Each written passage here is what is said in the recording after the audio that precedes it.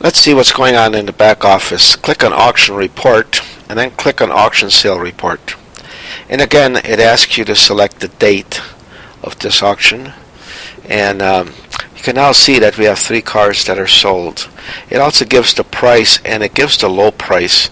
The reason for the low price being there is a sanity check, because you don't want to sell a 2005 Mercedes for $500. So if the low price isn't there, the people printing out the forms, they would have no clue, and they would go ahead and print the forms and sell the vehicle, and it would be tough to explain to the owner why he sold his Mercedes for $500.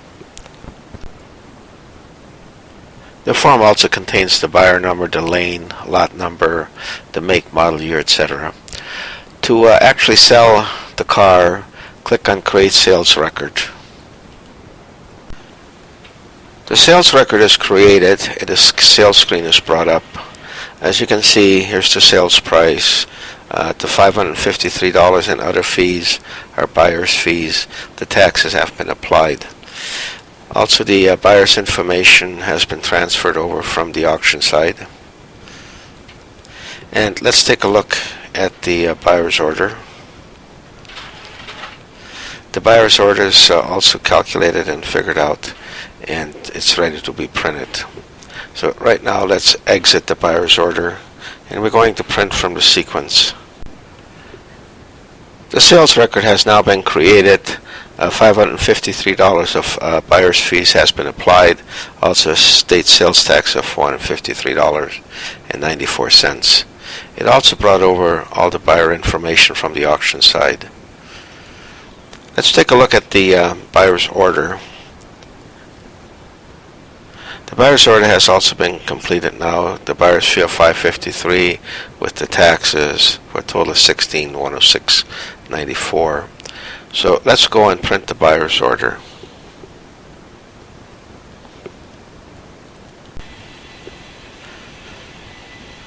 This is the buyer's order. It has all the information necessary for the deal, the stock number, the vehicle information, the address information of the buyer.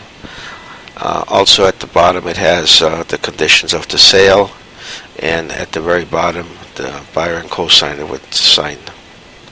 Now, there are several versions of the buyer's order available that are internal.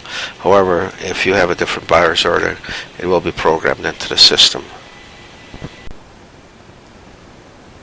Let's close the buyer's order now, and let's print the sequence. You click Print Sequence and click F1, or just click F1. Now you can set up to 5 sequences. So let's do the first sequence. It brings up the buyer's order, and it's the same one as we saw a minute ago, and that's the only form I put in this sequence to make this faster, but you can put every form needed for your sale at your auction into the sequence, and it will print them automatically for you. Let's take a look at the gate release. A gate release can be generated whenever a car is removed from the auction, whether it is a buyer who's removing the car from the auction or a seller because he didn't sell the car and he's removing it from the auction. So let's take a look at it. Let's click Print. The gate release is printed twice on the same page. One copy goes to the person removing the vehicle and one copy stays with the auction. The auction, or somebody at the auction, the manager or whoever, has to sign this to release the vehicle, and the person removing the vehicle also has to sign. And then in the event something goes wrong, the auction can prove that the person has removed the vehicle from the auction. As on the retail side of the program, all the forms that are necessary for your deal can be printed individually also outside of the sequence. Right now, let's receive a payment. And there's a cash balance of $16,000 due, approximately. Let's click that. And let's say he paid with a cashier's check. And it automatically enters the total amount due. And then click F12 or Print Receipt. We now have a receipt ready to print. It again identifies the person that is doing the receipt, what the receipt was for, and from whom the money was collected, and the amount. It's a three-part receipt. Top you give to the customer, the middle you put in the deal jacket, and the bottom portion is for accounting purposes.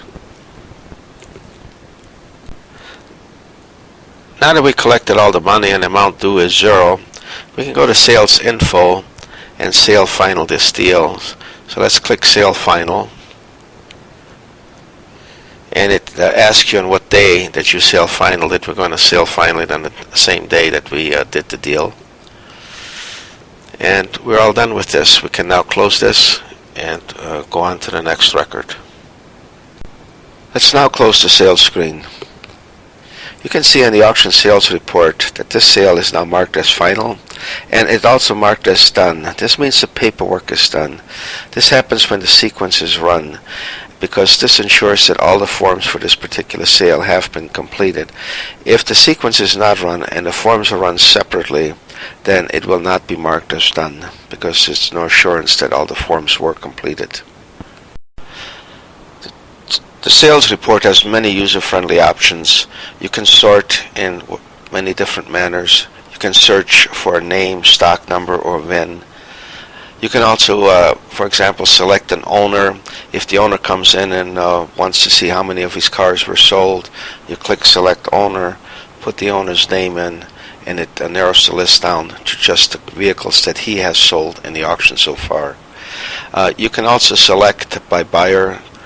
For example, a buyer comes in, he's bought 2 cars and he wants to be checked out now. You can run all his forms easily by just selecting his buyer ID number, and you can run all of his forms. A feature that owners and managers really like is to show total. This can only be accessed, however, if you have administrative privileges. Let's click it. And as you can see, it shows the number of cars in the sale, how many vehicles have been sold so far, the gross profit, the sales total, the amount of no sales fee, buyer's fee, and seller's fee that have been calculated so far.